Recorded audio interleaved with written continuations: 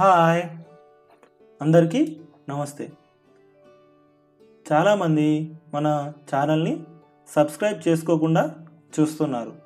96% subscribe చేయని వాళ్ళే చూస్తున్నారు.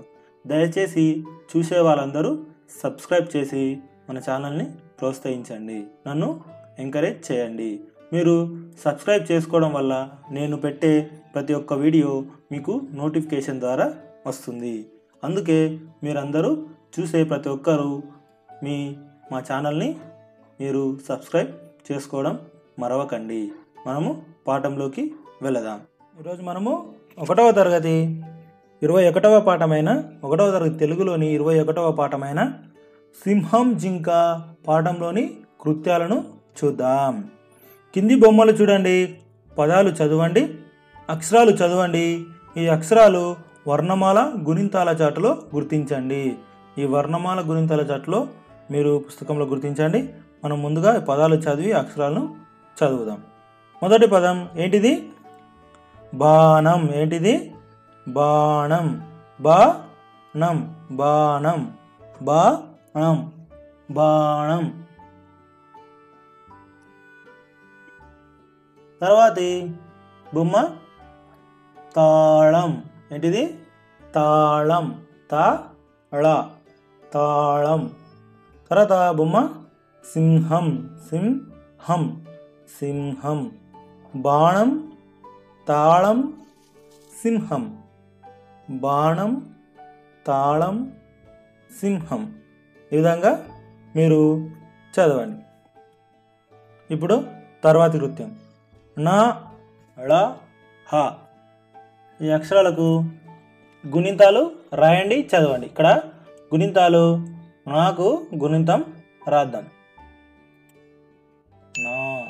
నా దీర్ఘమిస్తే నా గుడిస్తే నీ, నా గుడి దీర్ఘమిస్తే నీ, నా కొమ్మిస్తే ను, నా కొమ్ము దీర్ఘమిస్తే ను, నా ఏత్వం ఇస్తే నే, నా ఏత్వం దీర్ఘమిస్తే నే, నా ఆయత్వం ఇస్తే నై, నా ఔత్వం ఇస్తే నో, నా ఔత్వం దీర్ఘమిస్తే నో, నా ఔత్వం ఇస్తే నౌ, నా పక్కల సున్నా ఉంచితే నం. ఈ విధంగా చదవండి. లా.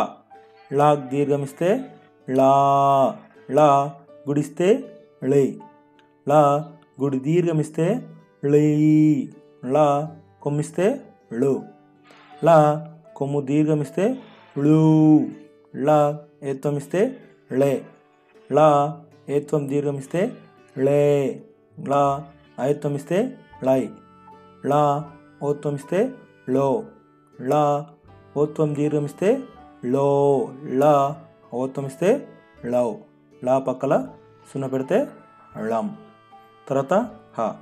హ దీర్ఘమిస్తే హా, హ గుడిస్తే హి, హ గుడి దీర్ఘమిస్తే హీ, హ కొమ్మిస్తే హూ, హ కొమ్ము దీర్ఘమిస్తే హూ, హ హేత్వం ఇస్తే హే, హ హేత్వం దీర్ఘమిస్తే హే, హ హాయత్వం ఇస్తే హై, ఆ ఓత్వం ఇస్తే హో, హ ఓత్వం దీర్ఘమిస్తే హో, హ ఔత్వం ఇస్తే హౌ, ఆ పక్కల సున్న ఉంచితే హం.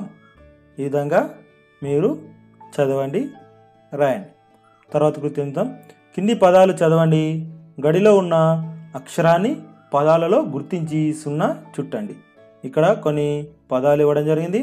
మరి ఈ పదాల పక్కల గడి ఇచ్చి గడి లోపల డబ్బా లోపల ఒక అక్షరం ఇచ్చారు. ఈ అక్షరానికి సున్నా చుడదాం. అరుణ, జమున, కంకణం, కరుణ, నందనం, వాణి, వాళం. ఈ విధంగా ఇవ్వడం జరిగింది. మరి అరుణాలో ణ, ఈ నాకు మనము సున్నా చూడదాం. జమున, జమునాలో ఈనా లేదు. కంకణం, కంకణం ఈ నా ఉంది కదా, ఈ నాకి సున్నా చూడదాం. కరుణ, తర్వాత కరుణ, ఇక్కడ నా ఉంది కదా, అణ నా. తర్వాత నందనం లేదు. వాణి ఏంటి వాణి. ఈ డబ్బాలో ఉన్నది ళ. కళ కళ. సరళ శరం. మేళం శనగ తాళం.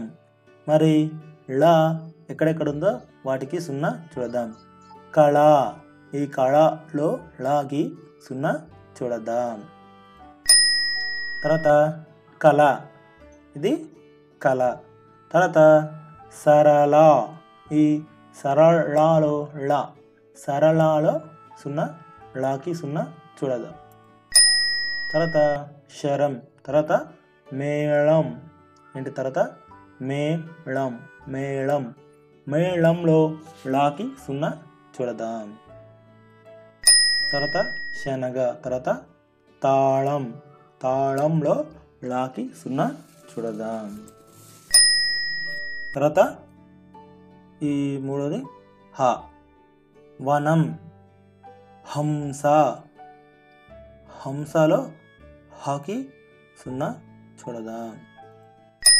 తర్వాత హలం. హ ఈ హాకి 0 చూడదాం.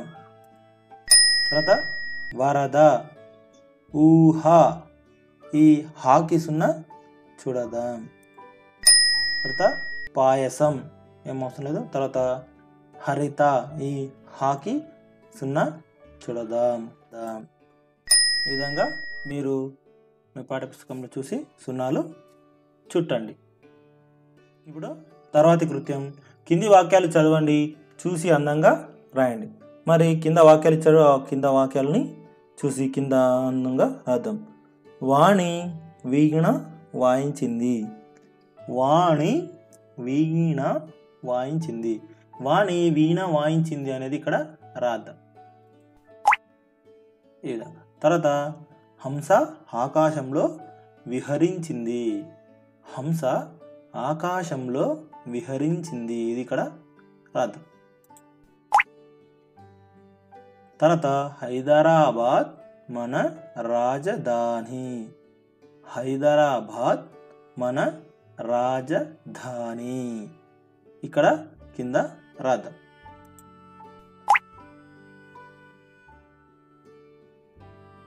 ఇప్పుడు తర్వాతి కృత్యం.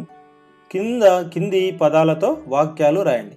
ఇక్కడ కింద పదాలు ఇవ్వడం జరిగింది. సింహం, బాణం, జింక, అడవి. ఈ పదాలతో వాక్యాలు రాద్దాం. మొదటగా సింహంతో ఒక వాక్యం రాద్దాం. మొదటి వాక్యం సింహంతో. సింహం జింకను చూసింది. ఇక్కడ రాద్దాం. సింహం జింకను చూసింది. సింహం జింకను చూసింది. ఈ సింహం ఎరుపు రంగులో ఎందుకు ఉంచానంటే మనం ఈ సింహం అనే పదంతో రాస్తాను కాబట్టి ఈ సింహంని ఎరుపు రంగులో ఉంచాను. సింహం జింకను చూసింది. మరి రెండో వాక్యం రాద్దాం. నారాయణ సింహంను చూసిండు. నారాయణ సింహంను చూసిండు. నారాయణ సింహంని చూసిండు కదా. అడవిలో జింకను చంపనికి పోయినప్పుడు నారాయణ సింహంని చూసిండు అనే వాక్యం ఇక్కడ రాశాం. తర్వాత బాణం. రెండవ పదం బాణం. గురి చూసి బాణం వేసిండు. ఎవరు వేసిండు? నారాయణ కదా. గురి చూసి బాణం వేసిండు. నారాయణ గురి చూసి బాణం వేసిండు కదా. మరి అందులోని ఒక వాక్యం గురి చూసి బాణం వేసిండు. ఈ బాణంని ఎరుపు రంగులో ఉంచాం ఎందుకంటే ఇక్కడ మనకు తెలియడానికి బాణం అనే పదం వాడామని. గురి చూసి బాణం వేసిండు. రెండోది బాణం గురి తప్పింది. బాణం గురి తప్పింది. తర్వాత జింక అనే పదంతో వాక్యం రాద్దాం. అడవిలో జింక ఉంది. ఒకటో వాక్యం అడవిలో జింక ఉంది. రెండో వాక్యం జింక పరుగు పెట్టింది. ఎప్పుడు పరుగు పెట్టింది జింక? సింహం తాళం తీసినప్పుడు అది అడవిలోకి జింక పరుగు పెట్టింది కాబట్టి అందులో వాక్యంని జింక పరుగు పెట్టింది అని రాసా. ఒకటో వాక్యం అడవిలో జింక ఉంది. రెండో వాక్యం జింక పరుగు పెట్టింది. తర్వాత అడవి. నారాయణ అడవికి పోయిండు. నారాయణ అడవికి పోయిండు. రెండోది అడవిలో జింకను చూసిండు. నారాయణ అడవికి పోయిండు. అడవిలో జింకను చూసిండు. ఈ విధంగా మనము ఒక్కో పదానికి 2 వాక్యాలు రాసాం. ఒకసారి వాక్యాలు చదువుదాం. సింహం జింకను చూసింది. రెండో వాక్యం నారాయణ సింహంను చూసిండు. తర్వాత బాణంలో ఒకటో వాక్యం గురి చూసి బాణం వేసిండు. రెండో వాక్యం బాణం గురి తప్పింది. జింక సంబంధించిన వాక్యం అడవిలో జింక ఉంది. రెండో వాక్యం జింక పరుగు పెట్టింది. తర్వాత అడవి నారాయణ అడవికి పోయిండు. రెండో వాక్యం అడవిలో జింకను చూసిండు. మరి మనము ఇంతటితో ఈ వీడియో అయిపోయింది. మనము తర్వాతి వీడియోలో కలుద్దాం. బాయ్. ఈ వీడియోను వీక్షించినందుకు ధన్యవాదాలు. ఈ వీడియో మీకు నచ్చినట్లయితే లైక్ చేయండి, షేర్ చేయండి. మా తదుపరి వీడియోలను వీక్షించడానికి సబ్స్క్రైబ్ చేసుకోవడం మర్చిపోకండి. Thanks for watching our video. Please like, share and subscribe.